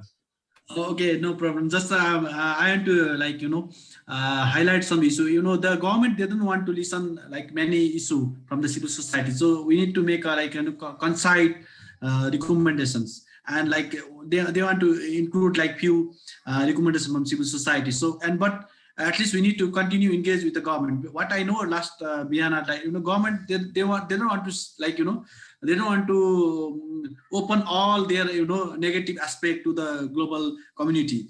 They want to highlight just a few issues. So we civil society need to knock always, and we need to continue engage with the government Vienna process. And also the interesting thing, you need to engage with the is the government meet the consultant who is going to write the Vienna reports, because it's very important to how they understand, how he understand about this, or how she or he understand about the country context and the civil society engagement. Because always government gives to hire someone consultant to write the Vienna report or some, their issues, but if there's a negative attitude towards civil society, so always we need to look oversight of that perspective also. So this is my final thought. And the last one is there's always the civil society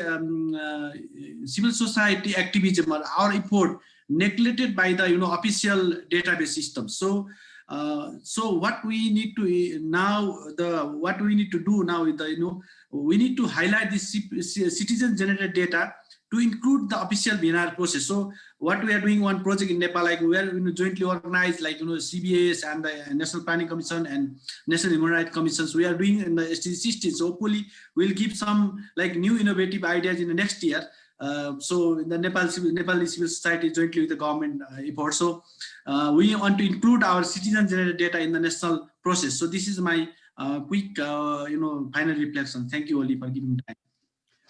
Great point, Arjun. And again, I put it in the chat earlier, but we have been advocating for some time that the parallel reports produced by civil society, like your own report, Arjun, should be included in the official platforms. Some governments do include them as annexes. We know that even some governments, and I think Denmark will be doing this year, actually have the civil society recommendations side by side in the official report. So there is some good practice out there, but there's a long way to go.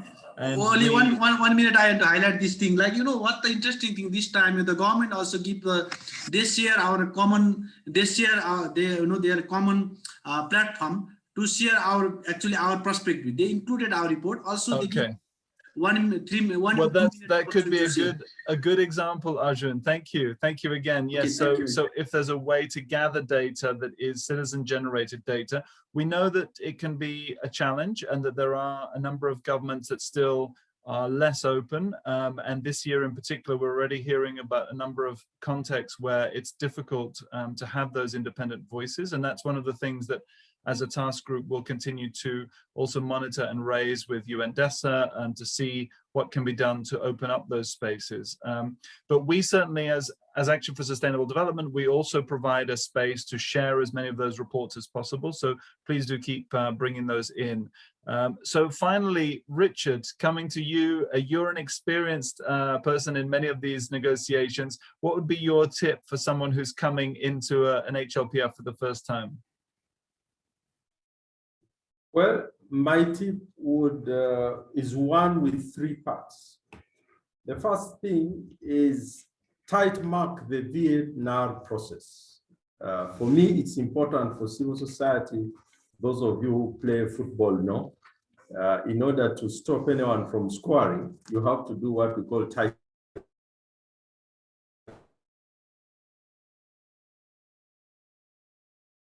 marking. So that's a very important part of the VNR process is a marathon and not a sprint. So it's important for civil society to always look at it that way. That if you start very late without thinking about the time that you're going to spend, it's very easy to get tired and get exhausted by the many processes, especially because you usually are dealing with more than 100 indicators that have all kinds of reports which you need to be following up and giving your alternative views and all that. And lastly, don't allow the government to turn it into a fashion show. The VNR is not a fashion show, but many governments want to treat it that way. So until you enter the room and actually make sure that the government is not catwalking around, but actually doing something that represents the diversity of views in the country, it can turn into a very dangerous process. So that is my tip with 3 parts to it. Thank you. Excellent. Thank you, Richard. And I understand your description, yes, of a fashion show, and some have talked about tourism videos as well. And I think one of the risks that we have now with the virtual format is that so much of the information can be pre-recorded, and we lack that real opportunity for live debate. And I'm reassured, at least so far, that DESA have highlighted that member states are being encouraged to really come with a live presentation and to accept live questions. And we will certainly be pushing for that as much as we can. And we know that that's really important when it comes to the civil society statement, that there is that opportunity for a proper discussion. So we'll be following that closely. And as you say, tight marking is a very good description of how we need to follow each of those VNRs. So it's going to be another 6 weeks of building and working together towards that. And I know that many of the people who've been on this call will be following very closely in your countries. We know that the context is very difficult. We heard particularly in the first panel about the major political challenges, upheaval in many parts of the world, and clearly the impact of the COVID pandemic is still being felt in a very massive way.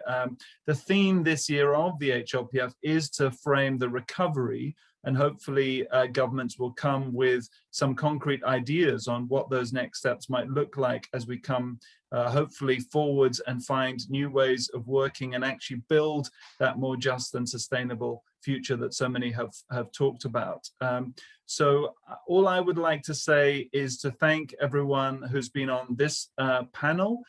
Also to thank all of the colleagues involved, both from Action for Sustainable Development and from Forus. It's been a wonderful collaboration. And I'd like to pass back to Deirdre if you're there for any closing remarks also from the Forus side.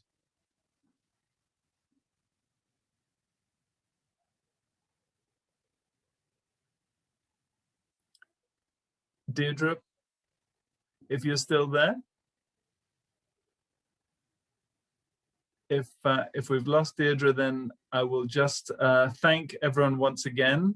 Thank all of the panelists from the earlier session and also the panelists who have just joined us in this second session. And thank you to everyone who's joined us today. The video will be available to watch again, and we'll also have all of the presentations shared through email. And please do also sign up for those further webinars that are prepared by UNDESA together with the major groups and other stakeholders on the 7th, 8th, and 9th of June.